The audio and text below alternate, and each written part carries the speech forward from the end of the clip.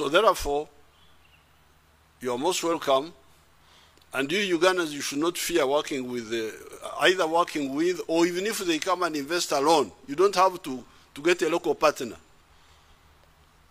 It's not very crucial. If you get a reliable one, good. If you don't, come alone.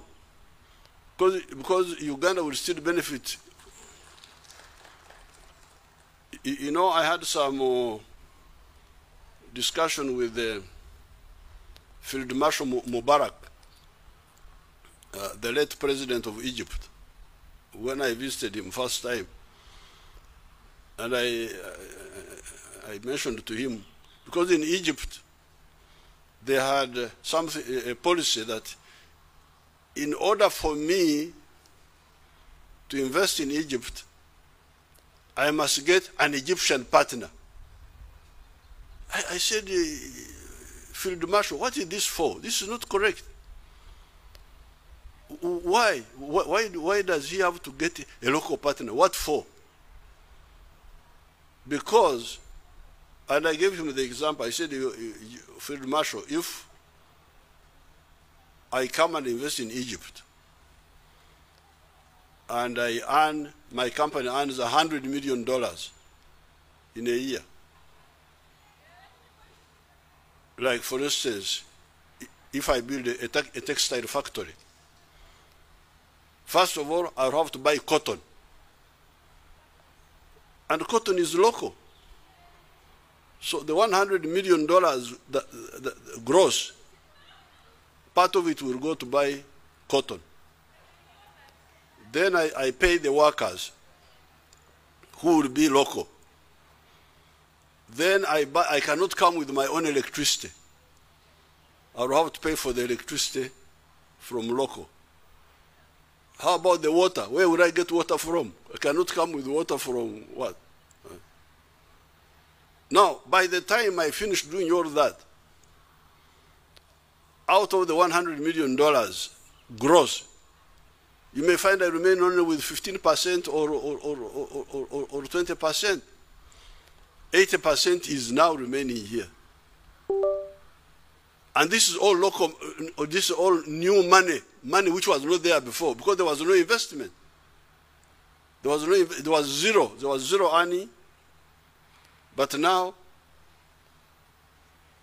our friend from out has got $20 million out of the 100 million, and me, I have got 80 million because of these flows of money into the different activities. So therefore, and that's why the economists, and you wonder why people say they're economists, then you wonder what sort of economists they are. That's why we make a distinction between GDP, gross domestic product, and the GNP.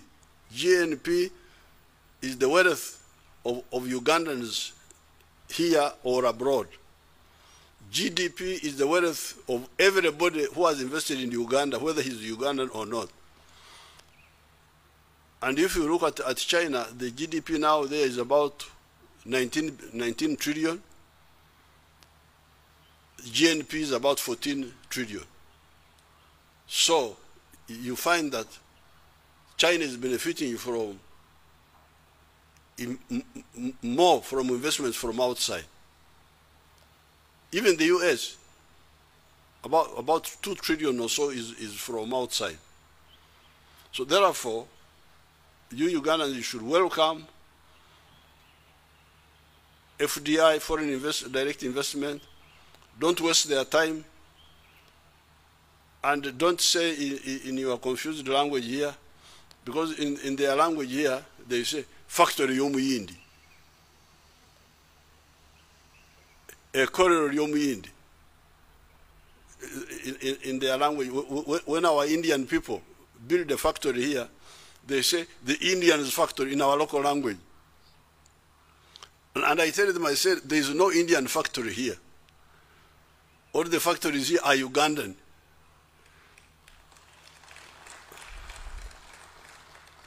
Regardless of who builds it. And I tell them that you Ugandans, Do we have these African Ugandans, black Ugandans, who are investors? Do we have, or you are just rumor mongers? Who owns the factory here? These are all just rumor mongers. And then they call it wano. Jango tukulabe. Aliruda woyo agorodo mukono. Emabega.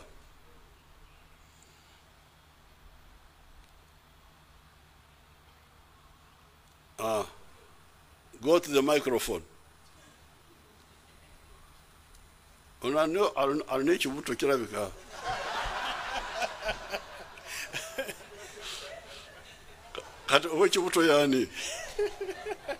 Your Excellency, thank you very much. My name is Joseph Nkandu. I am the Executive Director of Nucafe. We are coffee farmers who have, collectively worked around and we have invested. Your Excellency. Mukoze korero. Yes, sir. Wawona. Sebo in Namamve, nae even in the countryside. Okay. So in Namamve we have our centralized factory where we are processing coffee all the way up to, roasted coffee. To roasted coffee? Yes, sir. Oh, mwabale. Katoli umulala. Umulala yani?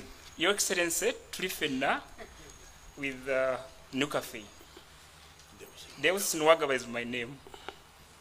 You are different from Tulifena with you are together? Yes, sir. Oh, okay. Yes. Now, you see, these people have built a coffee factory in Namamve for roasting coffee. Thank you so much. I'm congratulating them from Naim, from sleeping. Now, if you had built that factory in India, we would not say Ugandan factory in India, we would say Indian factory in India, regardless of who you are.